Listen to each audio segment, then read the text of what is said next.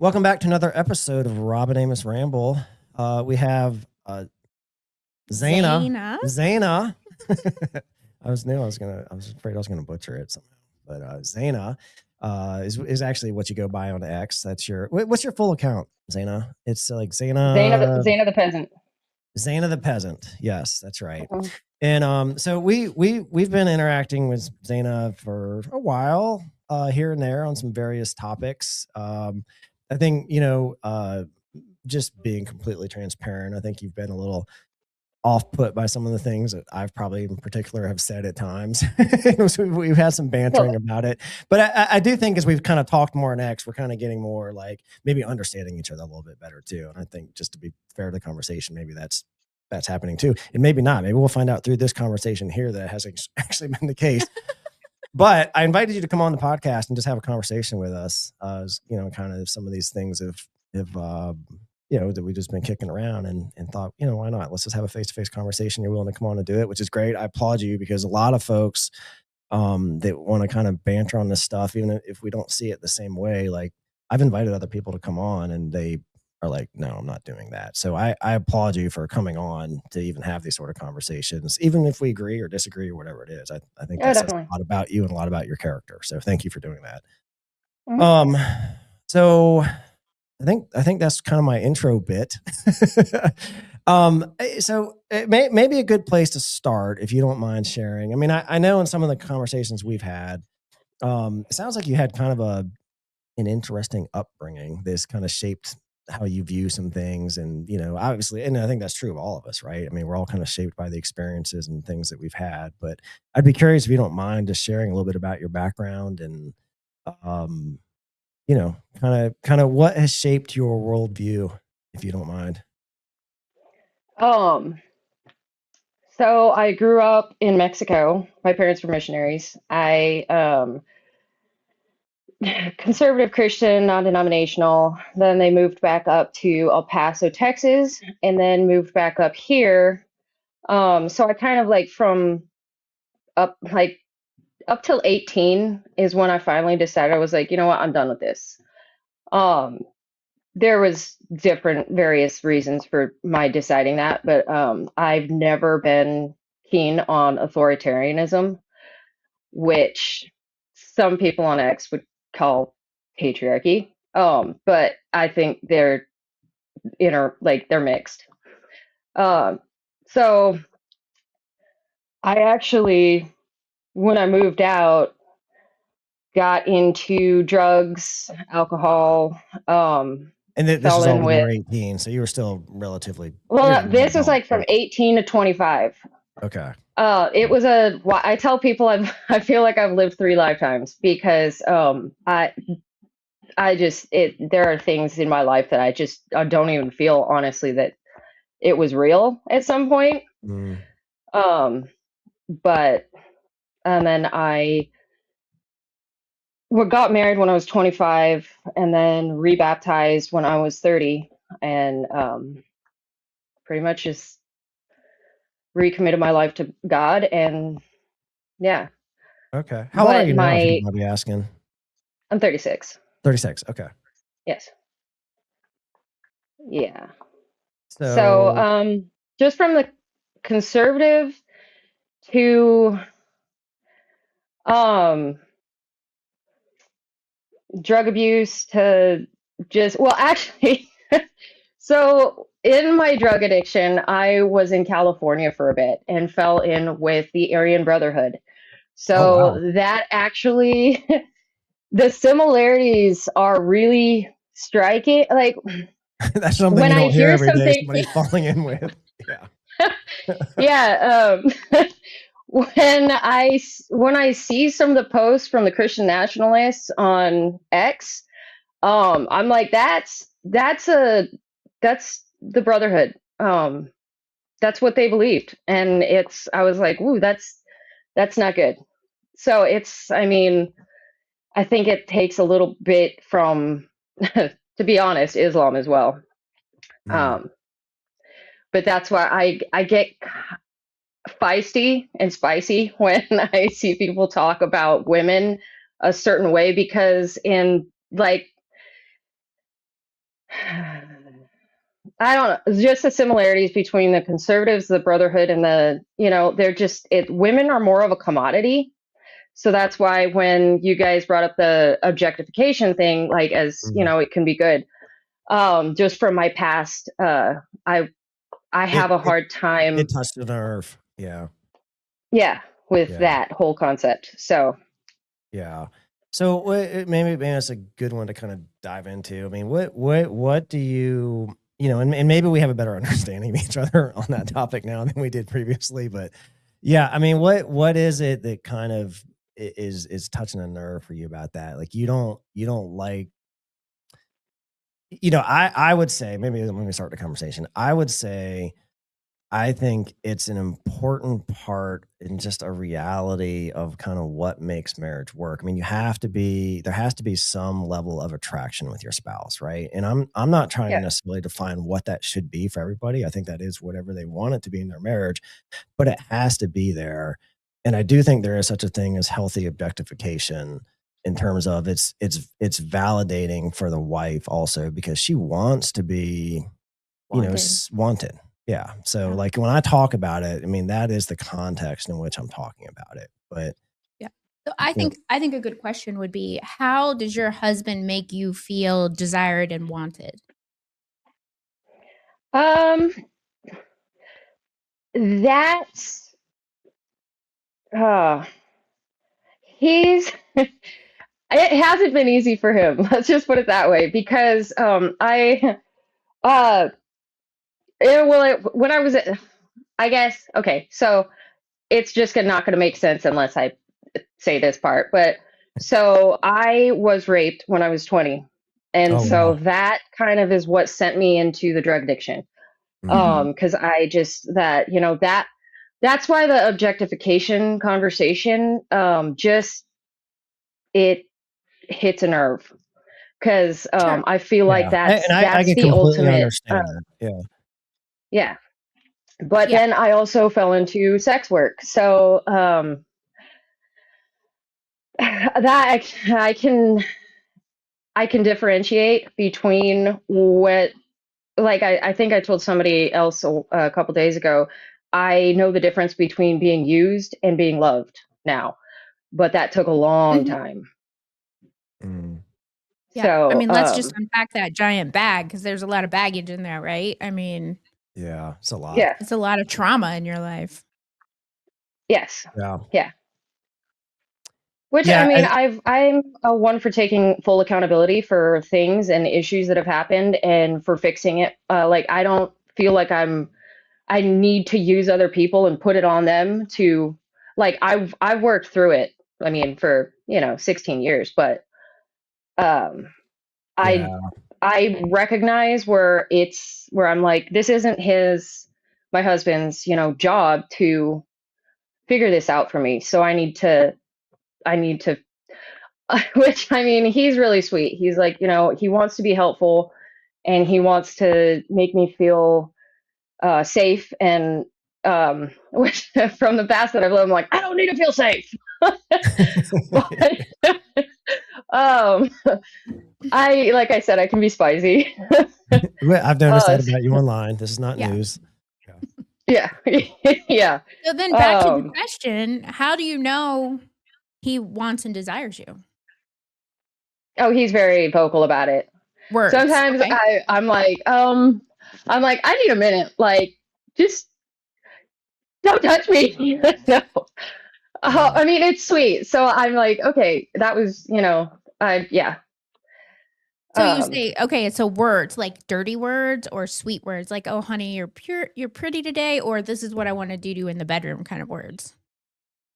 um, it could be both, Okay. but I'm just trying to like figure out, yeah. what are your boundaries and how is it not objectification?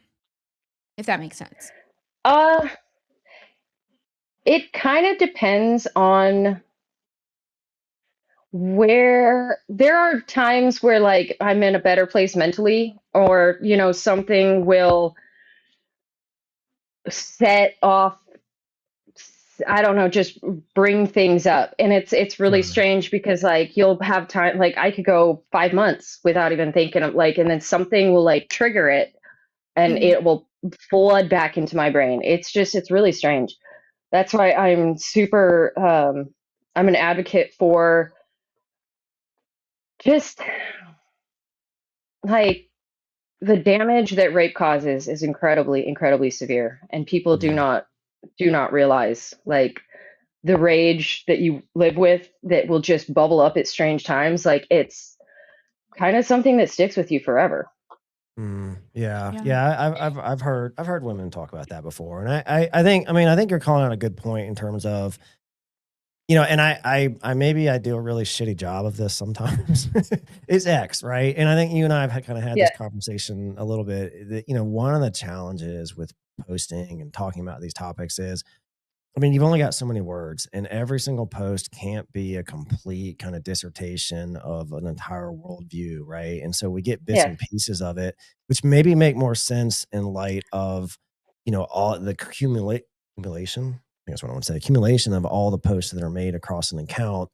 But just to be honest, like most people aren't piecing all that together, right? So I can understand No. kind of where you're coming from. It's like a post is made and something is said, and it's like, well, that standing on its own is a really shitty way to look at things, or whatever, and Yeah. it can kind of trigger somebody, right? But and it's just a challenge, right? It's just the reality of X, and kind of in any of these social media platforms, really. It's just how it is. And that's kind of why I like this format better than anything. I Yeah. really wish more people watch these podcasts, because I think this is really where it's like you can kind of unpack that stuff, right? And it gets a little more clear. So um that's why I understand. Why I kind of backed off a little bit is because be like when we talked about doing this, I went and watched like a bunch of your guys' podcasts. oh, I cool. did a bunch of, and I was like, oh, so I mean, you can be spicy on X too, but like that's like I understand your perspective from just listening to you talk rather than like seeing the post. I was like, oh, so it wasn't like meant in like a like they seem like good people. So Yeah. Well, we yeah. we try to be. I mean, we're not Yeah. perfect either, right? I mean, Gotcha. I think it's Yeah. good to I admit mean, that. I mean, you have a very direct way of articulating things when you write them out, and I'm like, oh wow, that's a lot. But I mean, yeah. when you're talking, it's just a lot. It's way more Yeah. chill.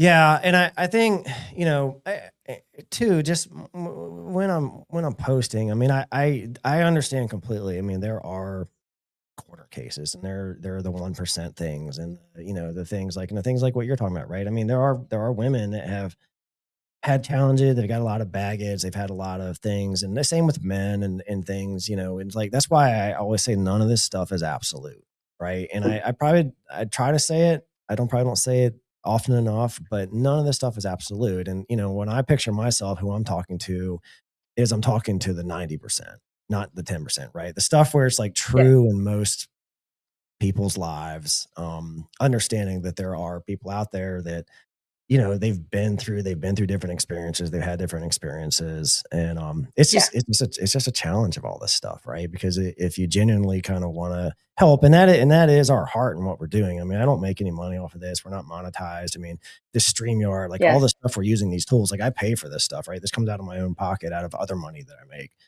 So it's really our genuine heart behind this is, we just want to see people have better marriages, and it gets really, really messy talking about this stuff sometimes.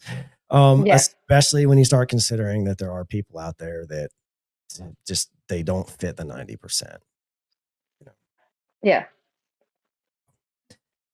Um, So yeah, it's a very long way of saying, like, I can kind of understand your sometimes me saying something, or other people, not just me. I know there's other accounts that you're kind of like, the same, and just going, like that's tough to see, because it's not your experience, right? It's not, yeah, it's touching on things that have been difficult for you. And I get that. And I don't know that I have a good answer for that. What is, let me ask you this question, like, so speaking to someone who maybe has a different view than the 90%, or has had different experiences than maybe the 90%, how could these things be better tailored to, that it's effective for the 90%, but it doesn't necessarily, discount the 10%,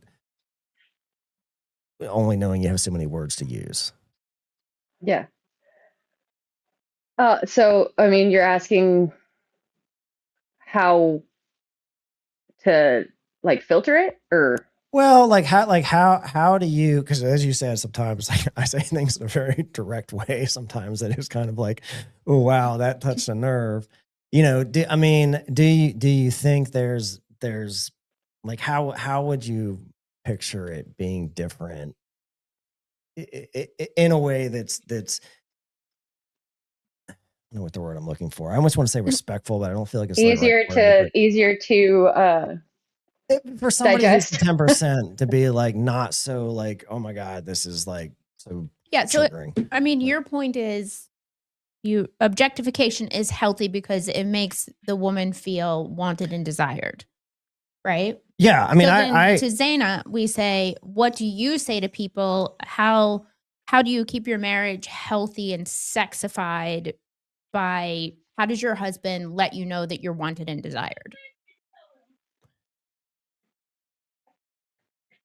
Yes? Well, I No? mean, I understand the, like how you said, be your husband's porn star. I get like how I get your meaning behind that. But then, I mean, there's all these other women who are, and like, I get where they're coming from too, because, you know, I went through severe postpartum depression after pretty much all three of my kids. So I didn't want to, like, I was like, this is stupid. Like, I don't feel, which actually I saw Avis's post about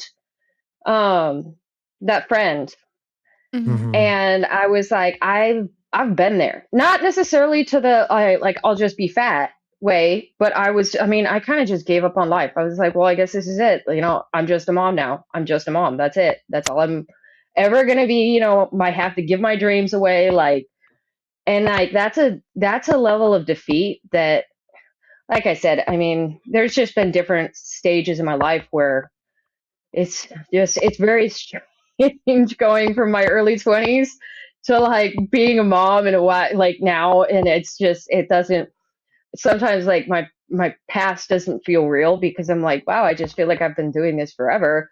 But to try to, get in the gym every day, be motivated to be like attractive, and I don't know. Actually, my husband was like, you know what? He's like, you would never come to the, like, you would never just decide that you're going to be fat. He's like, you're not that type. He's like, you're going to drag yourself in there even if you don't feel like it. So I was like, well, yeah, but not all women have that level of drive. And I mean, those, that depression can be crippling. So, yeah. I don't know. I get, I'm maybe not even a 10%, like more like a 1%, because I tell my husband, I'm like, I realize that people don't think like I do. They haven't had the same wildly different experiences, and they haven't learned to process them either. Yeah. But I mean, mindset controls everything, right? I mean, it's not motivation, it's dedication. It's not, it's nothing else. Well, I think I have a certain level of disassociation too. Where do we learn your trauma? In our muscles.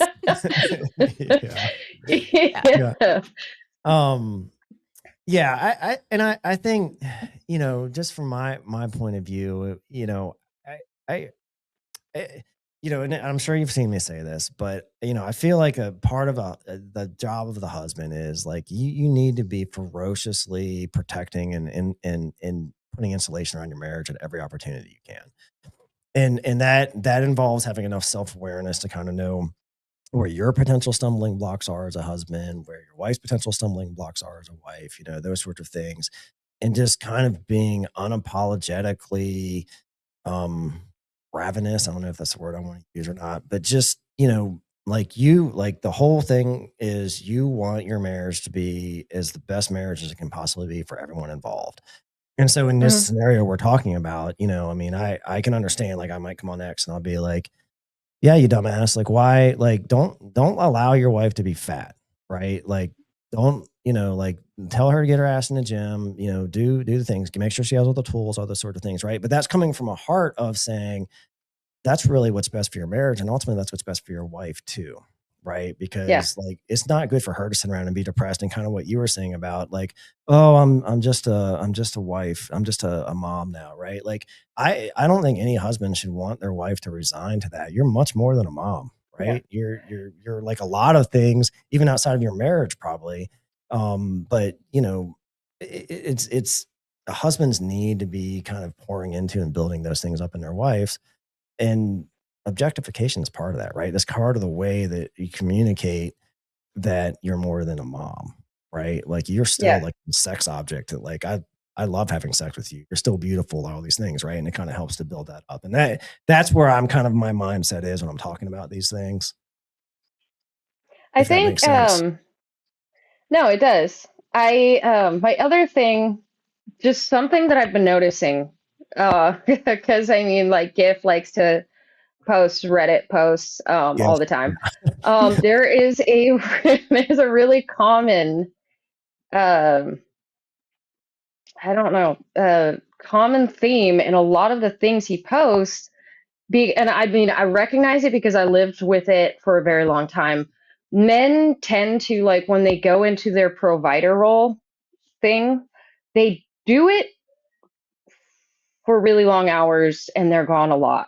And so Mm, that's another thing I would take into objectification is when a wife is stuck at home, like, taking care of kids, and then he's just, gets home late, eats, and then all of a sudden he's just like, oh yeah, you want to get down? And it's like, actually, no. And then, like, there were times where I was just like, I don't even know who you are. Like, I never see you. We're like two shifts passing in the night. I go to bed when you get home. There has to be a basis of connection. And that's why I was like, I feel like that's why the objectification thing gets a little sticky, because I'm like, that's yeah. when, wife just feels like living. Um, I've heard other people call it bang maid, but that's basically, yeah. So I mean, it's hard for a wife not to feel like that. Yeah. And then, I think that's totally fair. Yeah, I mean, and yeah, I think it's funny because I know I probably greatly insulted you because so GIF has a gaggle of women that are kind of very supportive of what he says, yeah, and I have plenty of issues. I shouldn't say plenty. There are some very specific issues I have with some stuff around GIF, and I like a lot of his stuff, but there are some stuff that I disagree with, and these women are always very supportive of that thing I disagree with. But where was I going with this? Mm-hmm. I'm rambling too much, Nobody losing my knows. train of thought. Yeah. nobody knows. You insulted her. That's where you were going with that. Well, I think, Oh, yeah. don't worry about Okay. it. Yes. I was saying I grouped you in with that, and I was wrong about that. You corrected me on that. I just mixed you up, I think, with these other women who are like, because you had come at me like, and Yeah, and I was like, oh, that's just another GIF groupie, right? yeah, no.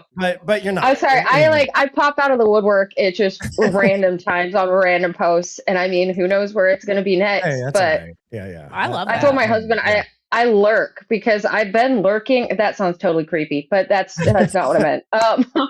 Like, I just kind You of come don't up out of the always water every once in engage. a while. Yeah, you Yeah, don't. Xana the no. lurker, not Xana the peasant. I No. like that better. The right way to say this is she doesn't always engage. She sees, but she doesn't always Yes. engage. Yeah. I totally identify with that. Yeah. Yeah. Well, I mean, I know, like, there are some things where I'm just like, yeah, actually, I'm gonna comment on that, and then other, I let it slide. Yeah, because who has time for that? I'm just kidding. Yeah. But to your point, I think where I was trying to go is like, yeah, I mean, this is the difference between men and women, right? Because men, like, we're like mostly visual, right? Like we don't need the same emotional connection that women need. So that's why in your example, like the man comes home, he's been at work all day, he's been whatever, and he's like, there's my wife. Yeah. There's that, like, yeah, like I need that, right? Versus the woman, it's like she needs a little bit of like, hey, can we spend some time together, right? I think where, this is one of my, I don't know, critiques of the red pill, that where I hear like, they talk about prescription things that kind of gets me going a little bit, that I disagree with. Not that I really disagree with it, but well, let me just say it and then we'll talk about it. Because what they would say is something like, okay, yeah, so women are saying they need emotional connection, but then that same woman will go out and, she'll go fuck the guy behind the bar behind her husband's back, with zero emotional connection to that guy. And that stuff does also happen, right? And so I think that's where you Yeah. kind of get this, like, this, like, because men know that women will do that. It doesn't mean all women will do that, but they know that women will do that. So they're like, well, Mhm. why can't the wife just have sex with her husband? Like, why does she even need this emotional connection? That's bullshit. She doesn't need emotional connection. I don't think it's quite that straightforward, personally. I think there's other Yeah. dynamics at play, especially when the wife's out there, doing something behind her husband's back. I mean, that is in a way kind of seeking that emotional connection, even though it doesn't appear that way. But that's just my view of it. But I think you two, go ahead. I'll let you jump in there. I recently had a kind of a light bulb moment about that because I kept seeing guys post about that, the red pill. Because they were like, oh, how can women just have sex with anybody, random strangers, but then they want their husband to be connected. And I was like, okay, from past experience, there were times where I felt not just coerced, but like I was like, I have to do this, whatever. That's a horrible, horrible feeling. But when you meet somebody that you really care about and then you actually form a connection with them, you want that deep, like the depth of feeling there. So it's like, yeah, there were, I mean, casual hookups like that means absolutely nothing. That's just mistakes. But, and I know they probably would come at that with some whatever, but that's what I mean. Like, when you've been together for a long time, like you want to know that, like, who you're married to. Like, you want to be cared about in a way that doesn't make you feel like you're just one of those other casual hookups. If I'm making sense.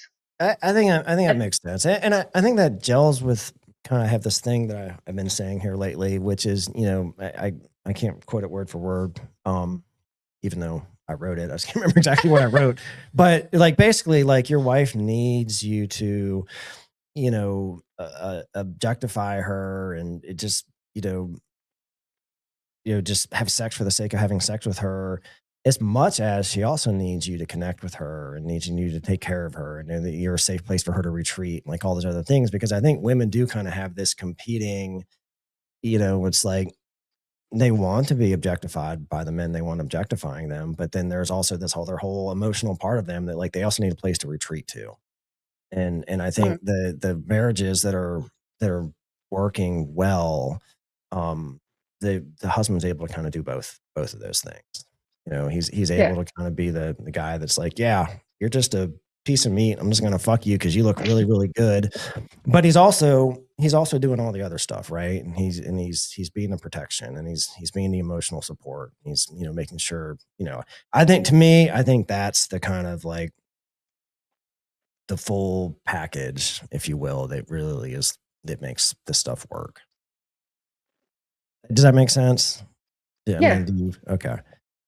I don't know if I agree with it, but it does make sense. But again, I'm coming at this from a different perspective. I think like that's one of my major pet peeves on X, actually, is that people use sex and intimacy interchangeably, and I can't stand that because they always use intimacy in a context that doesn't, like I say, words are important, that doesn't even work for what I mean. I was just talking to this guy the other day who was using intimacy in a like wrong context, and I was just like, dude, that literally, like, actually I told him that the definition of intimacy rejects the notion of sexual objectification, because like those two cannot coexist at the same time. It's impossible. Like, but I'm super into, direct definitions, like literal. So that, I mean, now that I understand where you're coming from on this, I understand better that like you don't necessarily mean it from like a well, I mean, maybe you do. But yeah. Yeah, I mean, well, expand on that a little bit for me. Like, mean it from a what? Do you have Like, definitions for the two words? Like, how do you For intimacy? I think intimacy is like it is actually, it's a close knowing. It's like I think the best definition for intimacy is a true relationship with God. Like the connection that you have when you're just walking in the spirit and in your heart, like that's the closest thing I can get to what true intimacy means. So, I mean, I think that there can be that close knowing in a marriage, but I don't think I think a lot of people are living just an empty form of that. Like they think they're connecting and like it's a close knowing, but I think a lot of sex is honestly just sex. Like there's not that connection, there's not closeness. It's just bumping uglies, basically. And I mean, I think there should be, but I mean, this isn't a perfect world, and yeah. But how do you think you measure that? Because I know, like, I would just say, I think the best sex is kind of that objectified sex, but it does have that kind of foundation of, there is intimacy, and there is history, and there is, that like is really what makes it enjoyable, if that makes sense. I mean, I maybe, how am I trying to say this? I think it's just it's more. Why am I struggling with this? I'm not sure what I'm trying to say. Yeah, it's nuanced. So well, it's always nuanced. Yeah, because none of stuff's absolute, but it's like you're gonna have better, like the better the connection, even when there is objectification involved, like just the better the sex, right? Because it's like it's more, there's less shame, there's more freeness in the sex and those sorts of things, I think. I can understand how the shame factor would come into it for sure. Yeah, I did want to kind of ask you about that too, because that's a big one for me, and I hate the shame, and I hate the, like nothing's gonna get me ticked off at our Christian brethren more so than when we start dragging shame and all this other stuff into it. It drives me insane, and I think it's doing way more harm than good. Yeah. And maybe that's something you can kind of, I mean, what was it that kind of like you talked about when you were younger and you just kind of walked away from all that? I mean, your parents were very involved in church and all those things. I mean, was shame like a big underlying kind of thing that drove you away initially? I definitely grew up in purity culture, but I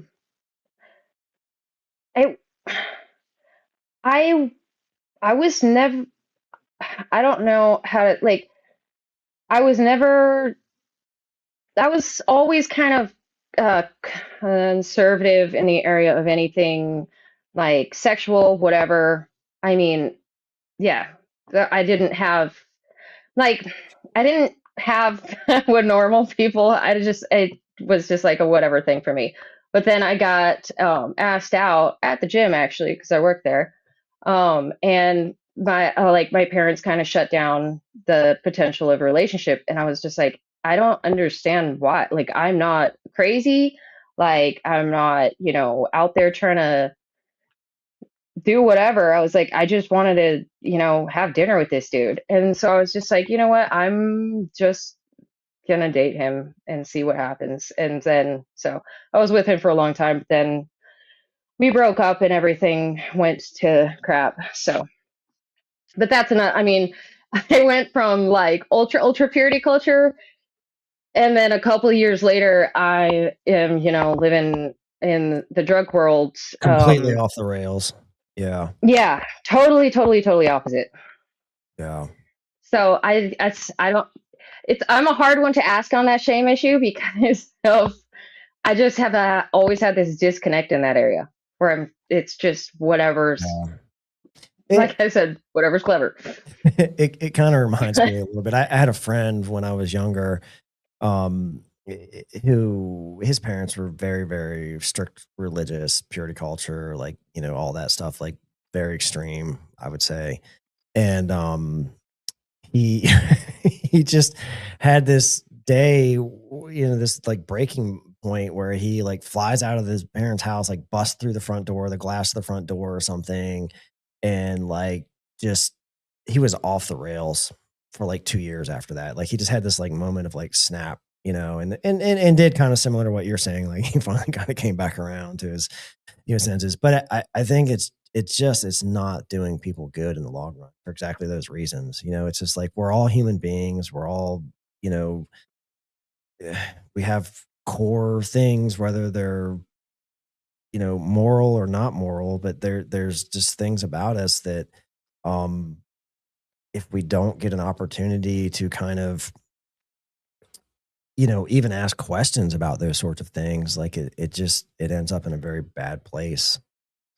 So yeah, I mean, Yeah. I I don't don't disagree. yeah. I think that they need to make it more they need to find a balance between, like, if they're going to tell kids to abstain from it, they need to not be like, we can't even say the word sex.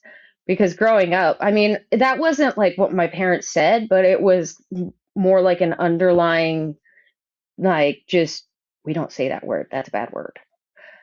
Yeah. So I think that there needs to be some kind of a balance there. Like, people need to be told that it's a good thing, but not make it, some taboo.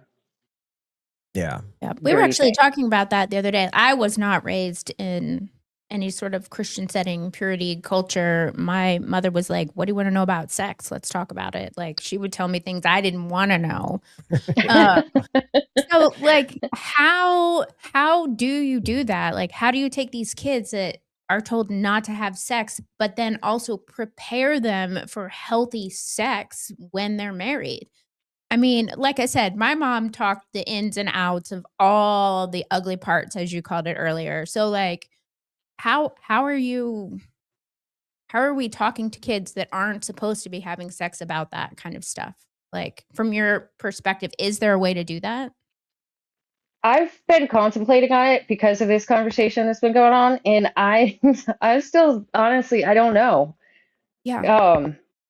It's hard because they don't have any because it's like if you tell them it's amazing, it's beautiful, then they're going to be like, oh, so why aren't we doing it? Yeah. And then if you're trying to keep them chaste, it's like, I mean, the way to keep kids away from something, like, you tell them like the stove is hot, and like it's just kind of duh. But like, how do you balance those two things? Yeah. It's really hard.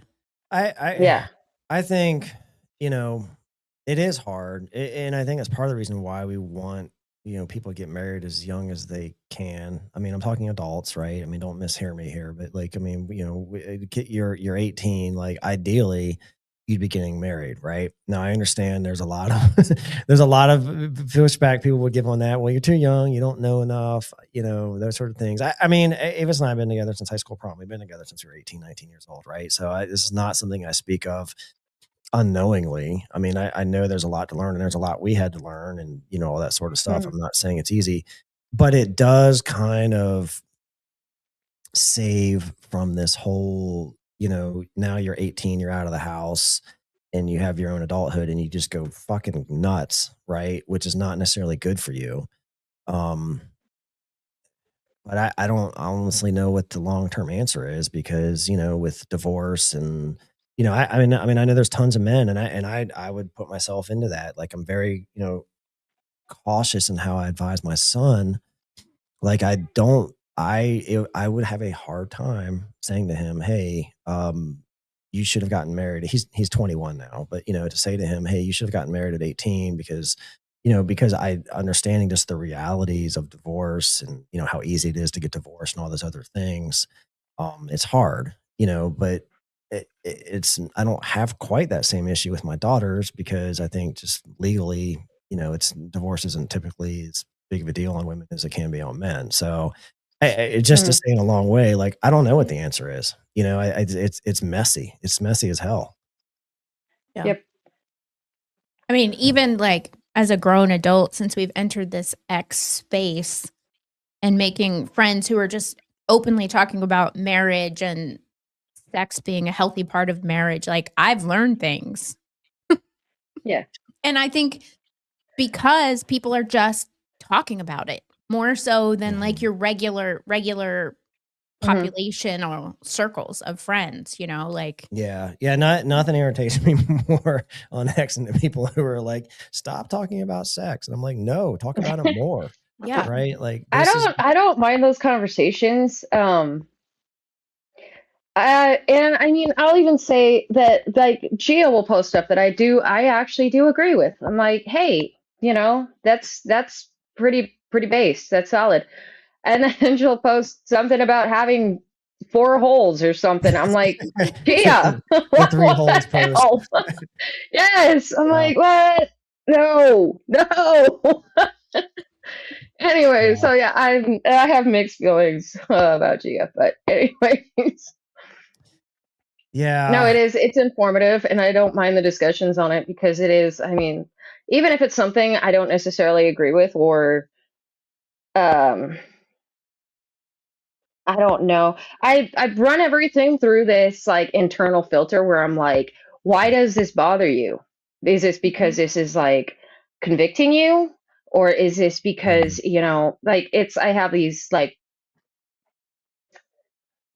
category sorted, like just, So, do and you think, so but as a Christian, between you and your husband, is there any sexual act, encounter, whatever you want to call it, that's like off the table because there's of there's a couple, Christianity, not like because you just not don't because of want to? Christianity.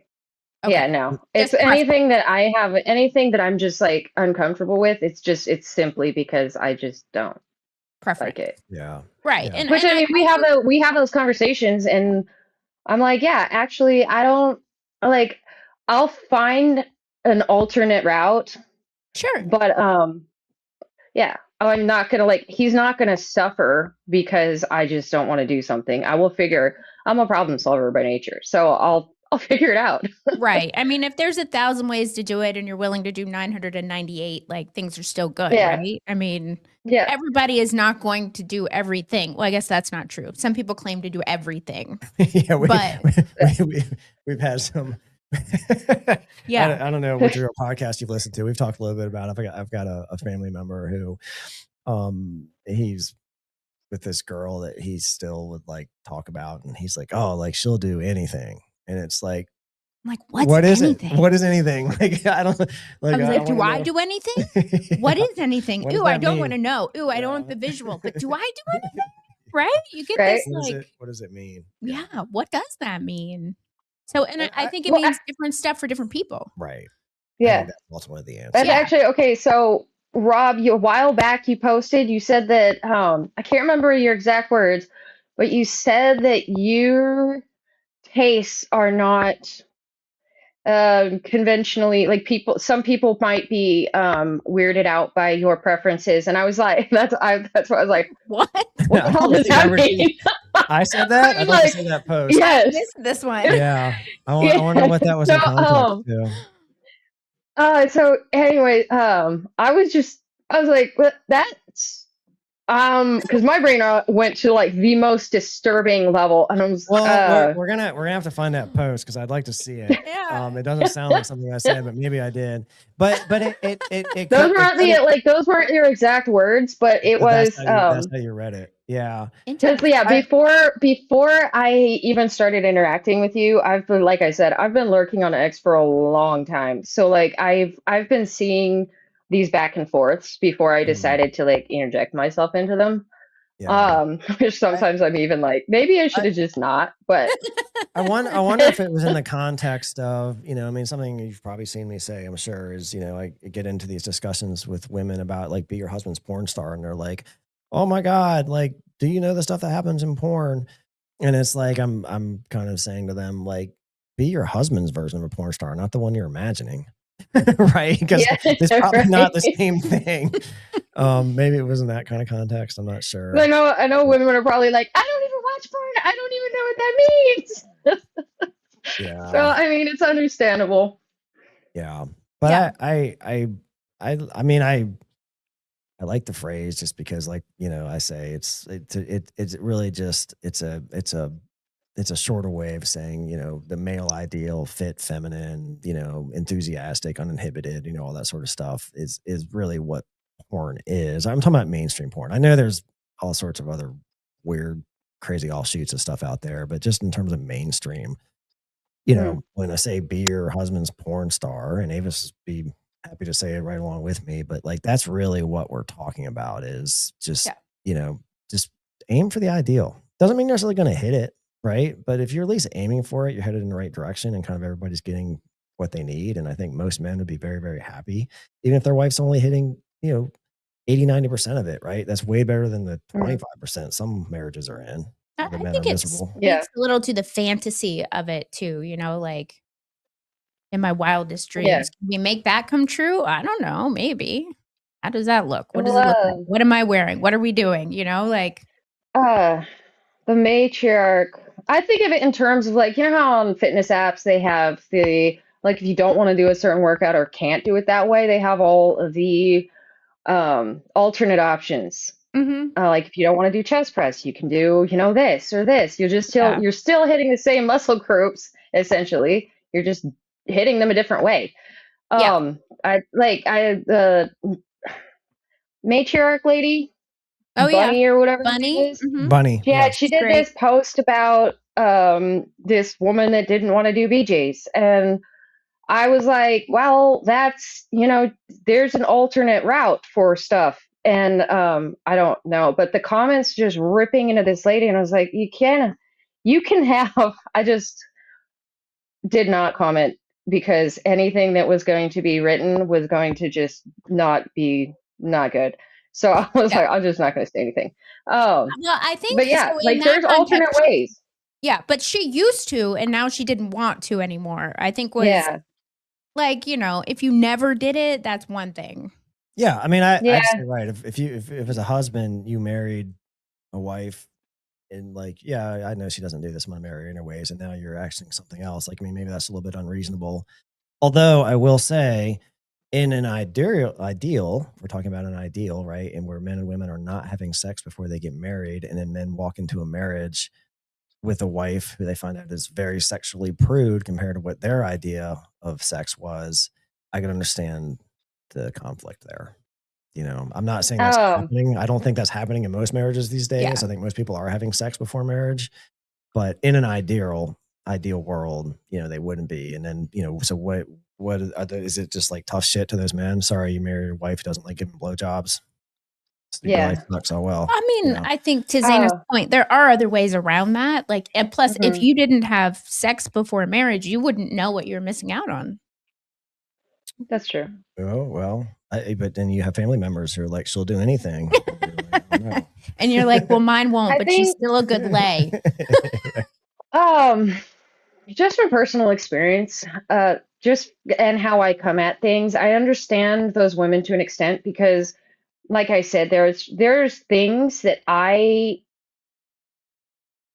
had to do, and I will put it that way, that I would never, ever, ever, ever repeat ever again because it was horrific. And I mean, I'm Well, not saying that is horrific, but like if I think to a point, like a woman will do things, and then she just reaches a point where she's like, I can't do this anymore. And I mean, I came to that point several times when I was, doing sex work and stuff.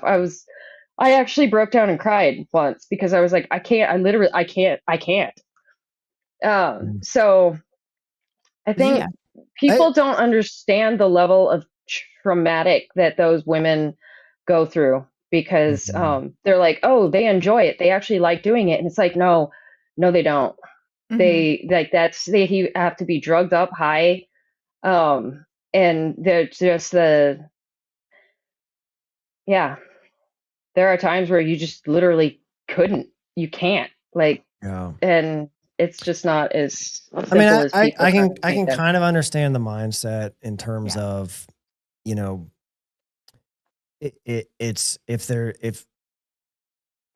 if you actually are wanting to give your best, you know, like maybe that's like a different thing than being in a situation where you're just there because you need to be there financially or whatever it is, right? I can kind of Yeah. understand that.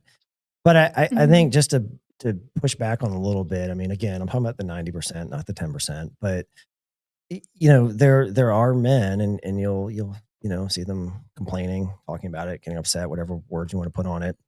You know, that they've got the wife who in college was like, Debbie do anything. And Mhm. you know, and then they marry her and they're like, oh well, now like those days are behind me and I'm not going to be doing that with my husband. You know, it's like men, like they like good, exciting sexual experiences the same as any other man does. So Yeah. then, you know, you can understand their frustration in that too. Yeah. But there is a difference between like what Xana is saying, coming from a trauma background versus Yeah, no, a happy, healthy marriage I get background, it. right? Like the Yeah, happy, healthy woman who just quits doing something. Do you Yeah. think that that's normal, or do you think that that's more like a trauma based, like I it think there's flooded probably, I mean, emotions from the past? there there are not a lot of women who are, I mean, most women keep this stuff silent. Like I've worked through this, like I said, for years. And so Mhm. even like I can talk about it, but there's a lot of women who keep that stuff under wraps, and like like I have a friend who was molested and we didn't even know about it until, you know, way later. And just because they keep it suppressed, and like, um, I don't know about happy healthy, because I mean, I know there are women that do that, but I think it has a lot to do with like resentment. Again, Mhm. like the, you know, husband's gone all the time or he works all the time, and then, you know, kind of just expects her to be there for pleasure. And I think that's really, there needs to be something fixed. yeah. Like, I mean, for Mhm. that to work, because that resentment will eventually eat the marriage. Do you? I'm just curious. Do you? You know, this kind of this is the background you've had. Do you do anything with kind of helping these women that are coming out of these sex work situations and sort of? Or have you thought about doing anything with that? Just I definitely have. I'm not in a place right now, obviously. I mean, 'cause, you know, my boys are 11, 9, and 6. So, get your hands full. um, yeah, and they're just all boy. So that's, man, this whole porn debate, though, I will tell you what, that has been very eye-opening. So it's given me a lot more understanding in how guys process things, and just given me kind of a basis for how I can, you know, go at this with my boys, because it's not too far off, and I'm gonna be, you know, fighting testosterone waves running through the house. So, Yeah. Yeah. um, A friend of mine recently revealed, a friend, I should say an acquaintance of mine recently revealed that her son started with a porn addiction at 14. oh my And goodness. they got it through their like their gaming system. It wasn't even the internet or a phone. It was like I don't know what they're called. But you can play I online. don't know. I'm so old. I'm like, I want to say Game Boy, but I know that's not it. No, like the newer version of that. But yeah, and so she was just shocked that she didn't even know that he could access it through the device that he had. She thought she had, you know, kind of Yeah. knocked that And all then down did he from go them. looking for it? Did he stumble upon it? Like, I how did it? didn't listen to the whole Yeah. I'm he very has a careful about podcast what they about it. watch, and just I know how invasive that is, and so yeah. I mean, my oldest is already asking me when he can get a phone, and I'm like, never, never. Right. But is that the reality? You know, Yeah. that's we went through that with Yeah. Yeah, our kids no. too. Like how do I you? just told him, I was like, when you have a job and when you can pay the bill and be responsible, like, because I'm not putting that level of danger in his hands or their Yeah. hands. It's just, Yeah. It's crazy. It's crazy. Yeah. So Yeah. yeah. Well, what? Yeah, this whole like, it's kind of interesting. I mean, I'd like to just better understand this whole kind of sex worker dynamic. I mean, not talking about you particularly. I just know it's a big topic with people, and you know, and I think the OnlyFans thing kind of confuses people a little bit, because I think, you know, there's what I would traditionally more think of as sex worker is, you know, you're like out standing on a street corner, right? Skin I to mean, it's skin. like you're, yeah, like and I know that a lot of women, I don't, maybe I shouldn't say a lot, I don't really know, but I know women can end up in those situations just because more out of necessity than anything else, which I get. But then you kind of have the whole OnlyFans side of things where it's like, you know, they're like, oh, I turned 18. Like I've been looking forward to this because I'm going to get out there and now I can do this and I can make $1 million in 3 days, which some of them have, which is Yeah. absolutely insane. You know, and like, how do you, it makes this topic and talking about it with men difficult to talk about, because it's not always easy, I think, to separate out like the women who were genuinely more of a victim of circumstance or other people who took them into a place they shouldn't have been at, versus the women who were like, yeah, I'm willingly doing this because there's a lot of potential money at stake, and you know, don't care, that's what I'm going to do. You know, how do you, I don't know what your thoughts are on that, if you have any. Like on the, I don't know. I think the OnlyFans thing is just, it's trying to find a way to say this. It doesn't sound messed up. It's too easy. Like they like back like the total. I don't know. Like there are women suffering in this who do this because like it's, you know, that's all they have. Like they're, you know, at the bottom of the totem pole. They are doing this to literally stay alive. And Yeah, I and mean, I a lot don't of those doubt that's women are true. forced I'm into sure like that's true. deadly situations where they're forced to do it. Yeah. I have actually been in a couple of those where it was like, you do this or you might die. And if that's, you know, just, I mean, that's probably the lowest of the low. That's probably the one that makes me the angriest. But for as far as OnlyFans, I think it's a bunch of little girls that want attention, and it's just they found an easy way to make money. But it's still sex work, and it's still going to affect them. They're still going to have trauma from it, even though they Do you think they think don't men now. do you think men have a right to be mad about it though? I mean, are there critiques of it fair, or do you think it's Honestly, if they're watching any type of porn, I don't think they have a right to be mad at it, because I mean they were gonna watch porn anyways. And like I saw somebody post that men are just mad that a lot of the OnlyFans models are actually just getting all the money themselves. Like there's no middleman, you know. And I was like, that is actually a valid point. There's no pimp. So like there's, you know.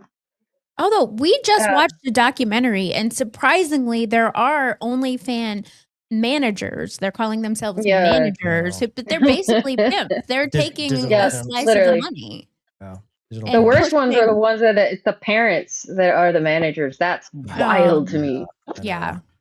I could never, like, that is unbelievable. Yeah. I think next step down from that are the husbands. Yeah, we see that too. Oh, definitely. Yeah. We know. I don't understand that at all. No. They're not, I wouldn't really call them friends, more acquaintances, people that we occasionally see out and about, just with some other stuff that we're into. But the wife does OnlyFans actually pretty successfully, and the husband is like 100% behind it and all that. And I just, for me, I just like it. It's like I don't. I'm very possessive of my wife. You know, I think that's healthier. So I don't know. I just, it doesn't make sense to me. But they're out there. Yeah. I think that's no. Don't somebody called that? Is that what is a cuck? Is that Sure. what they call Yeah. that? Yeah. That's fine. There was on that the other day. I just made a post about cuck this morning. Somebody was making a comment that all married men are just cucked, and you know, that's what it is. And I don't. I think it is what you make of it. I don't subscribe to that. I mean, I know there are men that are in that situation, just because they won't lead, they let their wives lead and all that. And I think, all right, well, I guess, cuck is a pretty good description for that. But Yeah. it's not all marriages. And I don't think it should be the norm, and kind of to the point of what we were just talking about. But, it's like, I can understand why men would say that when there are men out there. They're like, oh yeah, my wife's an OnlyFans chick, whatever. It's great. Yeah. Like, yeah, I don't think so. Yeah, nope. Even off the money we made off her JJ. Yeah. No kidding. I mean, especially when you put it like that, it just, wow. Yeah. That's disturbing. Mm-hmm. Well, Xana, we're getting about to an hour. So are there any topics that we didn't discuss that you want to chat while we've got the time here, or are you? No, I think like it was good to talk with you guys and like figure out more like where we're coming from. Honestly, just like chatting was I think it's good, and it's again, thank you for coming on and being able to have discussion. Oh, yeah, for sure. And I think you shared some things that are, like some people may be like, oh my God, I can't believe you're a sex worker. Like, and I would just say, like, don't be an asshole. I mean, real stuff happens in people's lives, right? And I have a ton more respect for somebody who's willing to come out and say, like, yeah, this is something that happened. Like, I'm learning from it. I'm still recovering from the baggage from it, like all those other things, and having the real shame-free conversations, because that's really what we need more of, right? We don't need this performative bullshit of like, we're gonna, like, we got to talk about real life. So I have a ton of respect for that, and thank you. And like you said, there's so many women that are just hiding the trauma of rape or sex work or something that's affecting their lives, but they're not sharing it. They don't even know how to start talking about it. And so I think 100%. Yeah. It's a great. Well, I think they're afraid of the judgment too. I've fallen so far to the bottom that I told people, I was like, when I'm doing good, they're just like, wow, Xana's doing really, really great. And then if I mess up or do something stupid, they're like, well, I mean, that's just Xana. So like, I don't know. I don't have, I'm not pretending to be something I don't have to be. I'm just like, this was my life. Yeah. And it may be messed up, but I think that's the healthiest place to be. I mean, shame is a killer, man. Yeah. It's a killer. I think people, the more we can let go of shame, the better it is for everyone. And that's why, like I was alluding to earlier, like when I see the Christians, when I want to pull out my, like, what kind of Christian meme are you? What kind of Christian are you meme? Like shaming people. It's like, I just like, stop shaming people. Right. We can talk about what we think is morally right and wrong and all those other things, but then that collides with real life and real things that are happening. And we can't actually solve any of these problems and have real discussions about them if you're going to throw shame in the mix. Yeah. Yeah. Blunt adult conversation is how we learn how to, not make mistakes or fix our mistakes. Yep. 100%. All right, cool. Well, we'll go ahead and wrap this thing up. I hope everybody who, gave this a listen enjoyed it. Maybe you learned something, maybe you didn't, maybe it made you mad, maybe it made you sad. I don't know what your emotion might be, but appreciate it. And if it was, of use to you, make sure you share it, like it, all that sort of stuff. And, go give Xana a follow if you want. I don't know. Maybe you don't want that many followers. I don't really know. But, she's out there. I'll tag her in the post, and it'll be what it is. So thanks again. I appreciate you coming on.